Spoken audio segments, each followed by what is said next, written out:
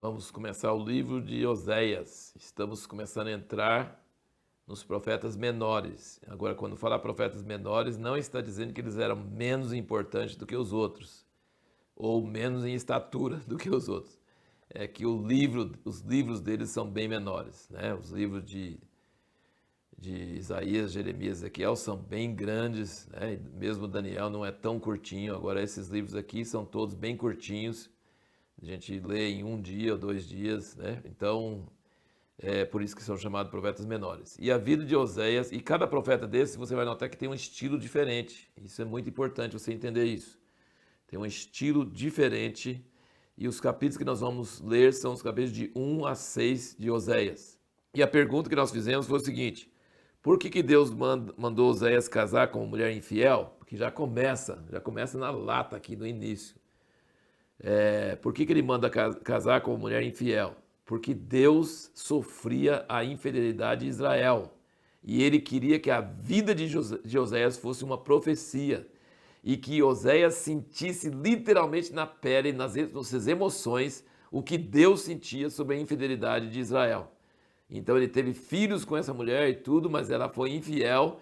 Então Oséias sentia aquele amor e paixão e aquela raiva e ciúme. Então, as mesmas coisas que Deus sentia, Oséias passava a sentir também. Por isso que a vida de Oséias, e não só as palavras dele, eram proféticas. Isso é muito interessante.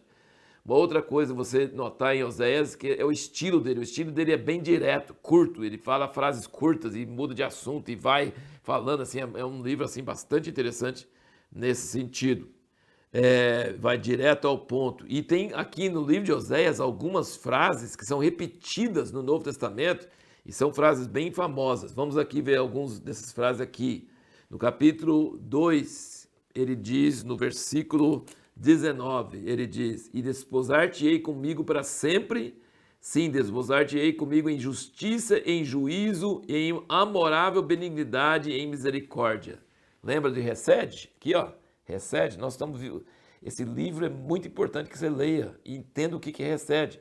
Porque essa palavra aqui, amorável, benignidade, é Resed. É a misericórdia duradoura e fiel do Senhor. E ele fala no versículo 20: Desposar-te-ei comigo em fidelidade e conhecerás ao Senhor. Várias vezes você vai ver aqui nesses capítulos que fala sobre conhecer a Deus. Por exemplo, aqui no 4, versículo 6, ele fala: Meu povo está sendo destruído porque lhe falta o conhecimento. Porquanto rejeitaste o conhecimento, também eu te rejeitarei, para que não sejas sacerdote diante de mim. Visto que te esqueceste da lei do teu Deus, também eu me esquecerei de teus filhos. Ele está falando sobre o sacerdote, que eles não ensinavam o povo, e o povo era destruído porque faltava conhecimento. E no capítulo 6, versículo 3, ele diz: Conheçamos e prossigamos em conhecer ao Senhor.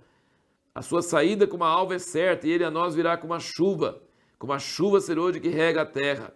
E o versículo 6 do 6, ele fala: Pois misericórdia, o que é essa misericórdia? Recede. Pois a misericórdia quero e não sacrifício. Jesus repetiu isso 2 vezes no Novo Testamento. Vocês nunca leram que Deus falou, pelo profeta Oséias: Misericórdia quero, recede eu quero, e não sacrifício. E o conhecimento de Deus, mais do que os holocaustos. Então você percebe que está ligando vários fatores. Está ligando conhecer a Deus e recede. Por quê? Porque Deus recede.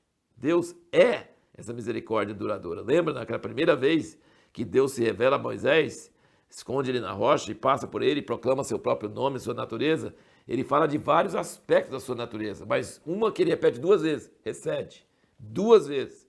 Então, conhecer a Deus, é impossível conhecer a Deus e não conhecer o recede de Deus. E o recede de Deus é o quê? Que ele é perseverante em sua misericórdia. Ele mantém a sua palavra. Ele cumpre a sua aliança. E o que é isso? É o contrário de traição, infidelidade, prostituição, adultério. Exatamente, Oséias vivia isso com a sua esposa e Deus vivia isso com Israel. Eles não conhecem o Senhor, porque se conhecessem o Senhor, não iam traí-lo, não iam ser fiéis, não iam cometer adultério, não iam procurar outros deuses. Então, assim, esse é um tema muito forte aqui. E uma coisa, assim, muito forte aqui, como nos outros profetas, é que ele muda Por exemplo, ele fala da ira de Deus contra Israel e está metendo lenha, fala que vai castigar e vai ser mal, depois fala que vai restaurá-lo ao primeiro amor, isso vai durar para sempre. Ele fala isso rápido assim, e inclusive fala do reino eterno, fala de Davi, seu rei, aqui no capítulo 3, versículo 5, ele fala: depois tornarão os filhos de Israel e buscarão o Senhor seu Deus e a Davi seu rei, e com temor chegarão nos últimos dias ao Senhor e à sua bondade.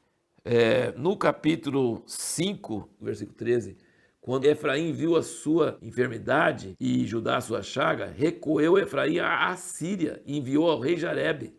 Mas ele não pôde curar-vos, nem sarar a vossa chaga. Pois para Efraim serei como um leão, e como um leão novo para a casa de Judá. Eu sim, eu despedaçarei, ir-me embora, arrebatarei, e não haverá quem livre. Irei e voltarei para o meu lugar, até que se reconheçam culpados, e busquem a minha face. Estando eles aflitos, ansiosamente me buscarão. Então o que ele está querendo dizer aqui? Deus castiga, e ele castiga por quê? Ele quer que o povo caia a ficha, ele quer que o povo se arrependa, ele quer que o povo volte a ele. Mas em vez de voltar a ele, o que eles fazem? Vão atrás da Síria. Então, em vez de receber o castigo de Deus, eles vão atrás de solução natural, atrás de pessoas, atrás de coisas humanas, e não busca Deus. Ele fala: então tá bom, então eu vou embora e não vou ligar para vocês, e a hora que vocês estiverem desesperados e clamando, eu vou fazer de conta que eu não estou ouvindo, até que vocês busquem de verdade.